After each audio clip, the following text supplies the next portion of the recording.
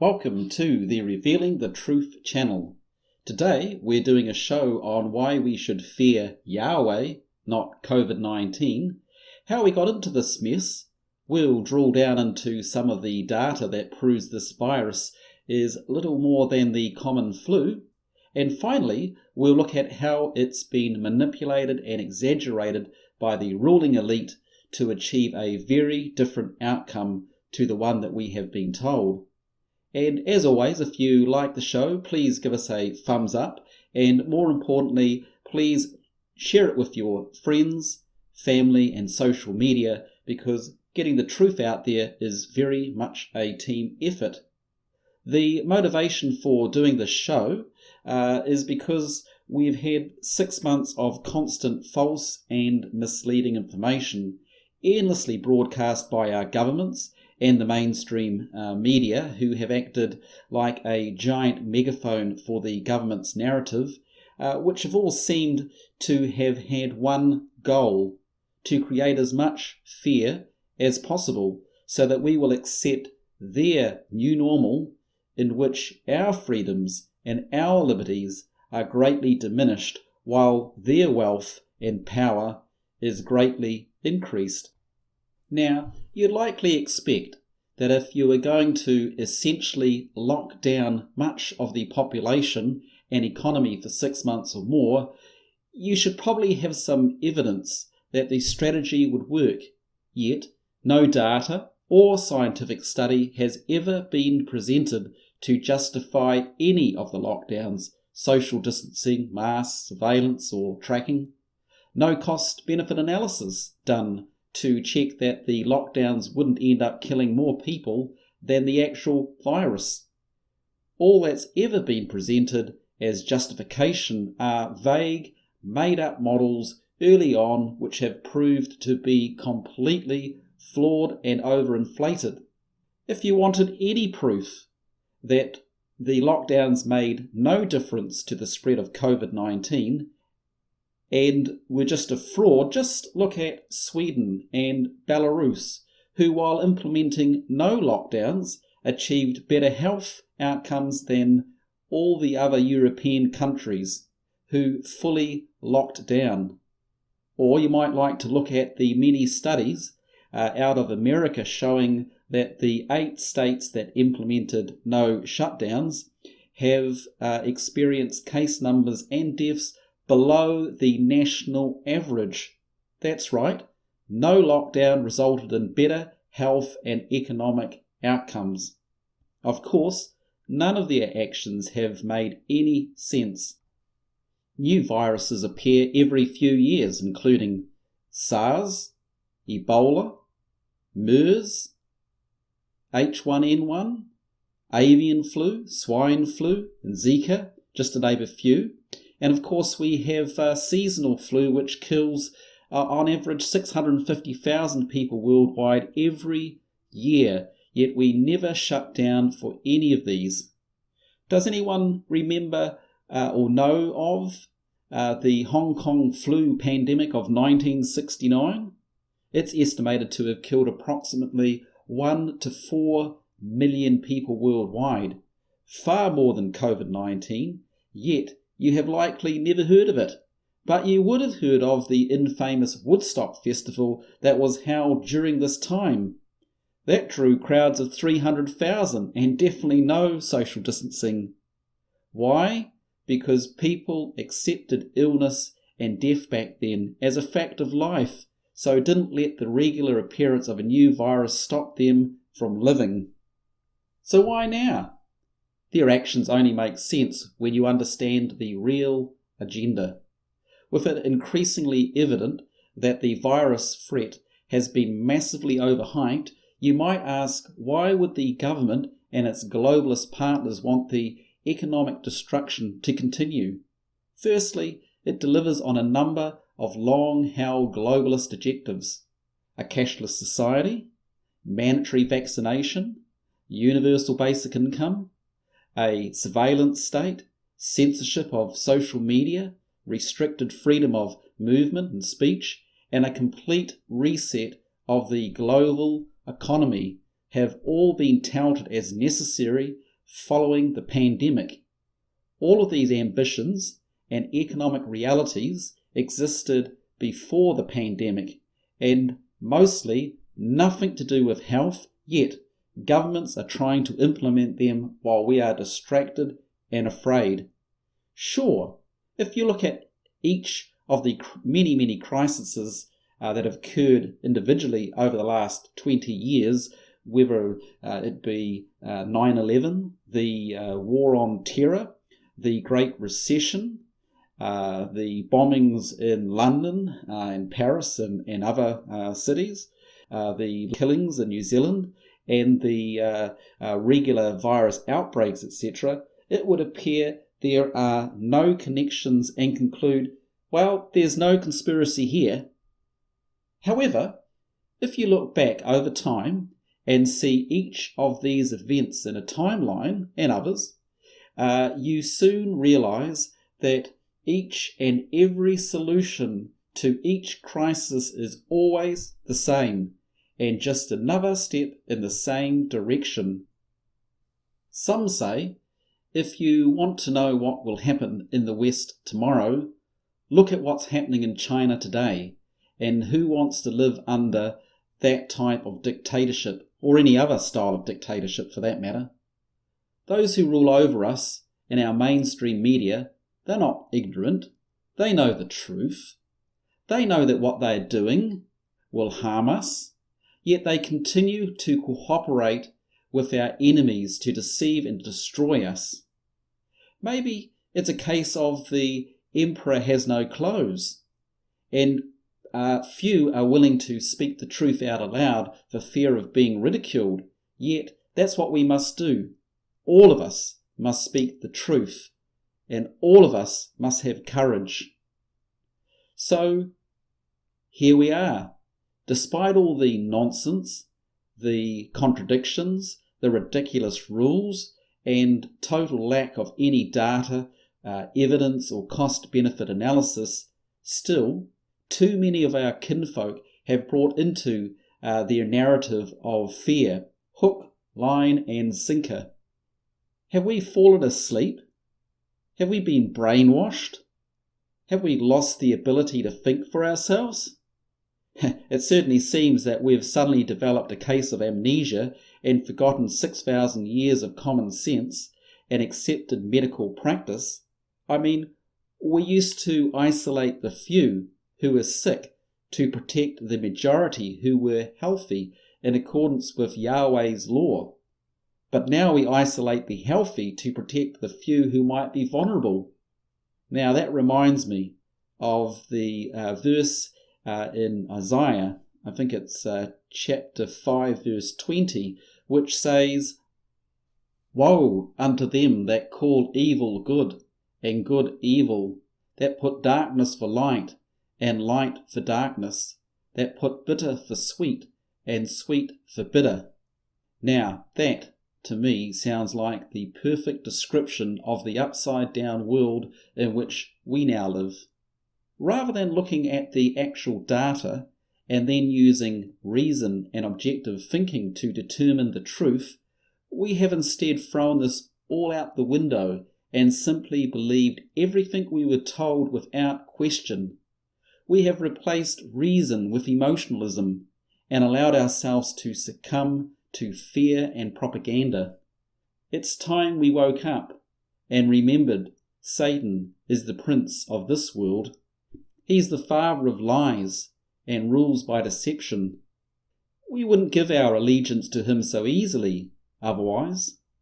Look around. Most of what we think we know is a lie. We're all deceived. Our perceptions, beliefs, values, and understanding of the world are all shaped by the information and news we are given, and these in turn determine our actions and choices. And where does almost all our information and news come from today? Just a small handful of global companies including Google, YouTube, Facebook, Twitter, and a few mainstream media giants who are all controlled by the Jews. It's true, search for yourself. Why do we foolishly trust these ungodly globalist socialists whose religion is Judaism, otherwise known as communism, which they are using to destroy our Christian values, morals and institutions in the West to enslave us under their rule? Are we so stupid to believe that they have our best interests at heart and will only do what is right? They're not going to tell us the truth. That's not what they're there for. They're there to deceive us into freely giving up our freedoms, liberties and wealth to them without a fight. And we're actually surrendering to them en masse. Our once Christian nations have totally forgotten and rejected Yahweh and instead put all their faith and trust in our governments, bureaucrats, central bankers, and one world global elitists. Will we ever learn? This includes most mainstream churches who, for the most part, have also supported and complied with their government's socialist and anti-Christian edicts. Rather than remembering Yahweh's word that we are not to be fearful, they have told their congregations to stay home because it's too dangerous to meet. Completely forgetting his instruction to regularly meet together, they have closed their doors because they seem to view the government's mandates as of a higher authority than Yahweh's. How did it all come to this? The root cause is our rejection of Yahweh and his good and perfect laws, and our idolatry as we now transfer our worship and obedience to the state. Mainstream Christianity, with its false gospel of grace, now teaches us to break his laws while proclaiming we must obey every law the state enacts because we are to obey those in authority over us. What about Yahweh? Does he not have authority over us all? Have we forgotten the 10 Commandments? Thou shalt have no other gods before me? Understand that the Hebrew word here for gods means ruler, magistrate or judges, etc. You see, Yahweh proclaimed himself the King of Israel when he chose them to be his people and gave them his laws and a land of their own, and stated elsewhere that only he had the power and authority to make laws. The government of man only had the authority to implement and administer his laws, not make their own. Sadly, we have broken his commandments, we have rejected his rulership, and elected men and women in his place to rule over us. How foolish, because his burden is light, whereas man's is heavy. Yahweh gave us approximately 800 simple and common sense laws, statutes and judgments at Mount Sinai. They were all we needed to run the nation, to guide our relationships with one another, and to protect our individual rights and freedoms. Yet we have rejected these, and now we must follow hundreds of thousands of laws enacted by the state. Have we forgotten too his promise in Exodus 23:25? And ye shall serve Yahweh your God, and he shall bless thy bread and thy water, and I will take thy sickness away from the midst of thee. That's the whole crux of the matter. By rejecting him, we are now cursed by an ever-growing list of new cancers, illnesses, and mental disorders, while we are crushed under the growing size and power of a merciless state. Is there any wonder when we legalize homosexuality, abortion and drugs, ban prayer and the teaching of his word in schools, when we set up the welfare state, which is designed to encourage us to rely on the state rather than Yahweh? Remember Yahweh's word to Israel when they rejected him because they wanted a king and a ruler like the other nations around them? Did he not say that eventually their governments would continue to grow in size and power until they were all enslaved and their sons and daughters carried away? It seems we are at the pinnacle and at the end of this prophetic word, as our ruling elite attempt to establish communism worldwide in which the global state will be all-powerful. We didn't need any lockdown or any other social distancing measures. We just needed to repent from our sinfulness and turn again to Yahweh, both as individuals and nations, because He alone is worthy. He is our true King and ruler. His law is right and good, and He promises to eradicate all diseases from our nations when we obey Him. Have we also forgotten Yeshua's simple words, "If you love me, obey my commands"? Whether naivety, blindness, or forgetfulness are our racial characteristics, or just the result of our education system dumbing us down and brainwashing us to accept socialism and the all-powerful, all-knowing state, it seems we have forgotten we should always be skeptical of government and ask questions, because power corrupts, and absolute power corrupts absolutely, and they have been using fear to take absolute power. But Yahweh commands us not to be fearful, because fear is the opposite of faith. We have His promises, and we can trust Him because He is able to protect us. He is able to deliver us from all danger, and He is able to supply all our needs. He says in Isaiah 41 verse 10, "So do not fear, for I am with you. Do not be dismayed, for I am your God. I will strengthen you and help you. I will uphold you with my righteous right hand." 2 Timothy 1 verse 7, "For God has not given us a spirit of fear, but of power and of love and of a sound mind." Now I like this one particularly, because it teaches us wisdom. When we have fear, we no longer have a sound mind. We no longer think rationally. Instead, we allow our emotions to cloud our thoughts, and in a time of panic, we act without thinking. We make the wrong choices. This is why He commands us not to be fearful. Isaiah 43 verse 1, "But now, this is what Yahweh says, Fear not, for I have redeemed you. I have summoned you by name. You are mine." Psalms 23 verse 4. This is King David speaking.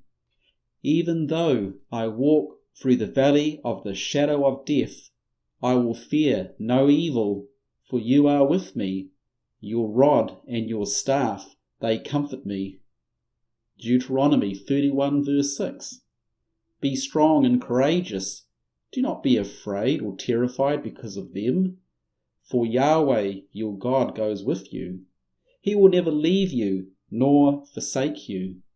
Now finally, in the book of Revelation, chapter 21, verses 7 to 8, it says something very interesting. See if you can pick it up as I read. "He that overcometh shall inherit all things, and I will be his God, and he shall be my son.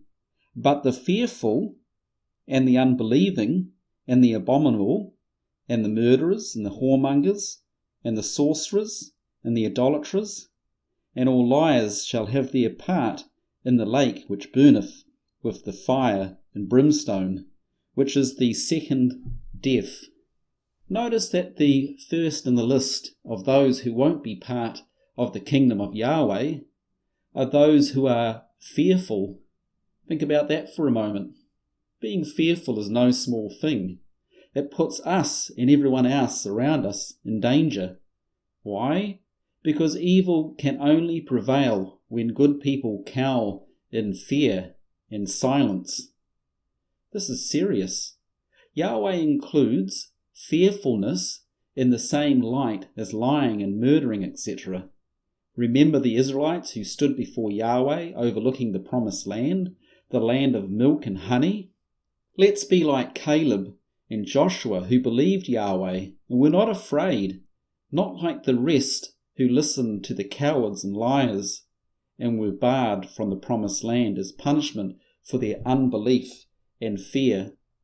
And that takes us to the second in the list, those who are unbelieving. Let's remember we, the Anglo-Saxon Celtic people, are his people, and he is our God, the God of our forefathers, and therefore we need not be afraid. Let's remember our history, our heritage, and the great achievements in fulfillment of his promises. We are not cowards, we are warriors. It's time we woke up and remembered who we are, where we came from, and who we belong to, that Yahweh is the Elohim of our forefathers, and all that we have been given to us by him has been both a blessing and to equip us that we might have all that we need to fulfill the purpose for which he has called us. So let us not fear COVID-19 or believe those in government who are lying to us and trying to turn us away from Yahweh, but rather believe and live boldly for Yahweh. Now, let's, with a sound mind, look at the facts. A couple of weeks ago, the US Centers for Disease Control dropped a bombshell report on COVID deaths. Of the approximately 165,000 people who had been recorded as COVID deaths, less than 10,000 of these actually died of COVID. The rest, the vast majority, had on average 2.6 other serious underlying additional diseases, with the addition in most cases of extreme advanced age. Only for 6% of the deaths was COVID-19 the only cause mentioned. In other words, 94% of those that we were told died with COVID-19 very likely never died of it. A massive inflation of the death numbers to create fear. Now here's a quote from Robert F. Kennedy Jr., who was giving a speech to a very large crowd, some estimate in the millions, in Berlin several weekends ago, who were protesting against the lockdowns and social distancing, masks and surveillance, etc. And he said, quote, "Governments love pandemics. They love pandemics for the same reason they love war, because it gives them the ability to impose controls on their population that the population would otherwise never accept.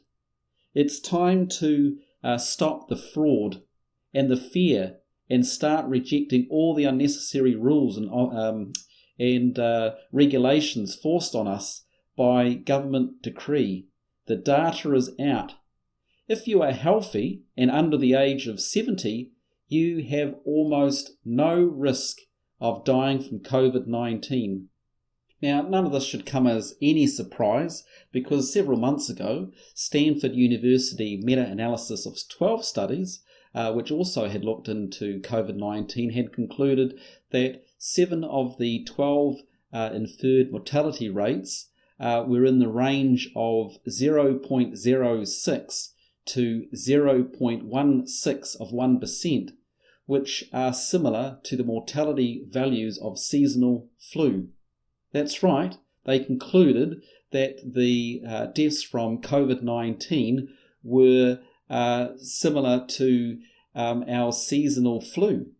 The US Centers for Disease Control had their best estimate several months ago for mortality below 0.3%. 0.3, that's not even 1%, that's 1/3 of 1%. Oxford University has a presumed estimate for COVID-19 mortality rates at somewhere between 0.1% and 0.41%. So you have just as much chance dying from the flu, or lightning for that matter, as you do from dying of COVID-19, and almost zero risk if you are under the age of 60. Yet we locked up the entire population. Why are so many still afraid? Most will not catch it, and those who do will most likely only have mild symptoms with a survival rate of 99.7%. Time to wake up and no longer be silent.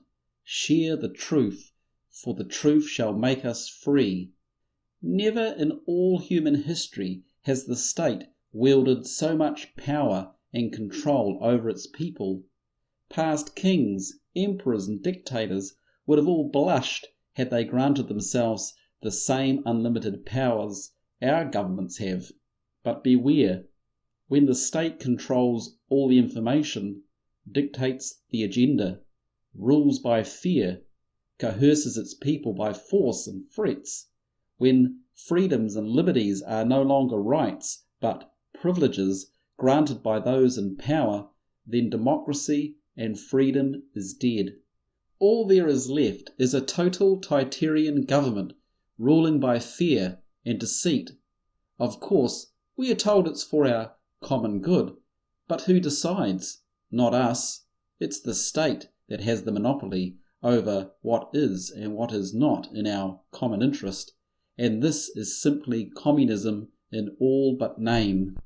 Is it not a coincidence that our common good always requires our freedoms and liberties to be diminished while the state's power only ever increases? Time to wake up and see the deception. To those who think we, the people, still hold the power with the upcoming elections, think again, because what's the point when the two main parties are just two wings of the same bird implementing the same socialist policies? The left and the right paradigm is nothing but a scam.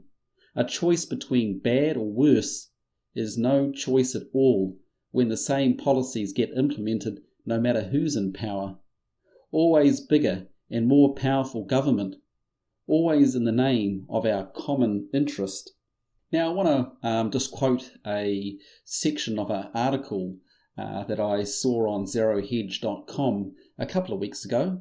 If you haven't heard of Zero Hedge before, it's well worth a look, as I find it to be a very good news platform that hosts a lot of top quality, well-researched, thought-provoking fact and opinion pieces that you're just never going to find on any other media site, particularly mainstream. So well worth a look.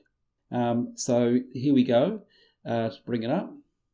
In the common interest determined by the technocrat class at the behest of their corporate oligarch paymasters is currently replacing individual liberties and freedoms. The human being is becoming little more than a unit to be managed and directed and, where necessary, disposed of. Inalienable human rights are being ignored utterly in the pursuit of the common interest. The global COVID-19 crisis is a catalyzing event which has been misused to bring about the Great Reset. In order to convince the people to comply with their orders, the state has inoculated the population into a state of fear. States around the world have practiced social engineering using deception by proselytizing and unquestioning faith in the illusionary form of science, otherwise known as scientism, behavior modification, unlawful regulation and propaganda. They have used their obedient mainstream media to convince their peoples that the threat of COVID-19 is significantly greater than it actually is. COVID-19 has been exploited in order to replace our inalienable human rights with an enforced obligation to obey public health orders. Public health has become biosecurity, and there is no longer any such thing as a healthy human being. All humans are now biohazards, and biohazards must be controlled or removed from society for the common good.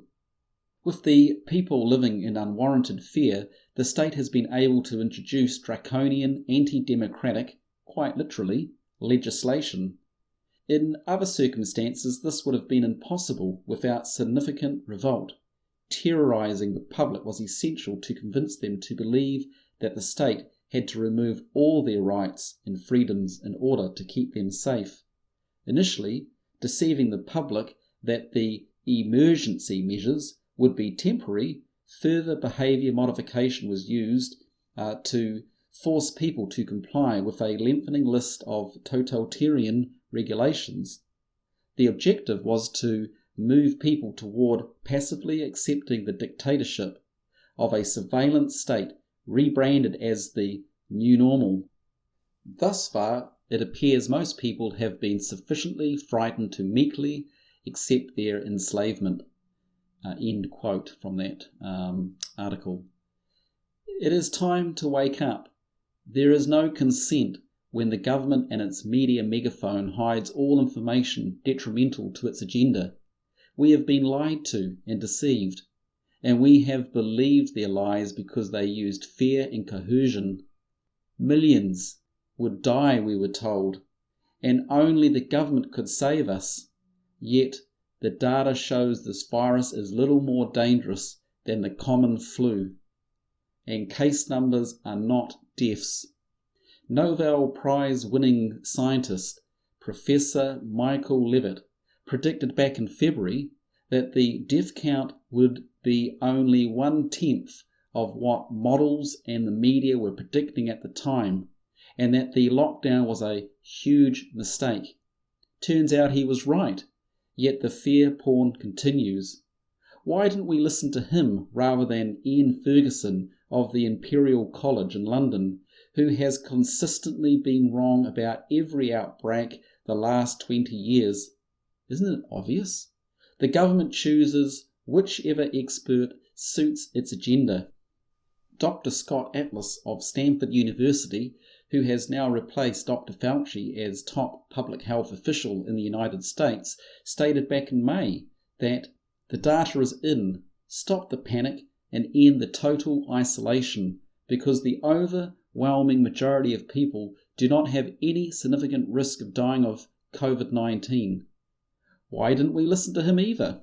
In fact, Dr. Atlas used calculations widely accepted by economists and health officials for decades, showing that the lockdowns would kill at least twice as many people than the actual virus, because increased stress, job losses, and shrinking economies are known to significantly reduce life expectancy. Not to mention increased drug and alcohol abuse, while causing the unnecessary deaths of many stroke, heart attack and cancer patients who either missed treatment or were too scared to go to the hospital. In other words, the whole narrative that we must lock down to save lives was a total lie. People were going to die whatever we did. We just managed to pick the option that would not only destroy the economy, but kill many more people, and much younger ones at that. As for the elderly and the more vulnerable, they could have been protected without a nationwide lockdown anyway. If we really cared about people's health, we would have done a simple cost-benefit analysis before we shortened all our lives and ruined our economy. We have nothing to fear but fear itself. Case numbers are not deaths. Most who get COVID either never realise it or only have mild symptoms. The few who get worse symptoms usually recover, while the vast majority of deaths are limited to those over 70 years of age, and who also have other serious underlying health issues. Death is a fact of life. It will happen to all of us. It's time to start living, because constant fear, stress, having to wear masks, social distance, being locked up and being tracked are not living life to the full. I've heard of many elderly people upset that they're having isolation forced upon them and the rest of the country. They'd rather take the risk so that they can enjoy whatever time they have left with their family and friends without leaving the younger generation burdened by unnecessary debt and limited prospects. The common flu, driving, gardening, drinking, poor diet, sports, and even lighting, it can all kill us. Yet we never let any of those stop us from living, and nor should we. Let's put fear behind us and start thinking rationally. If you want to know more about how we've been deceived, how it's been done, how they are profiting from it. Watch the latest full-length documentary entitled Plandemic: Indoctrination. The first documentary had over 1 billion views on its different platforms, yet YouTube, Facebook and Twitter have all banned it. Why? Because they don't want you to know the truth. But the truth shall make you free. Now, as a result of it being banned on most mainstream platforms, the best place to find it and view it would either be the londonreal.tv or its sister platform, freedomplatform.tv. I hope you've enjoyed the show, and until next time, keep safe, and may Yahweh bless you.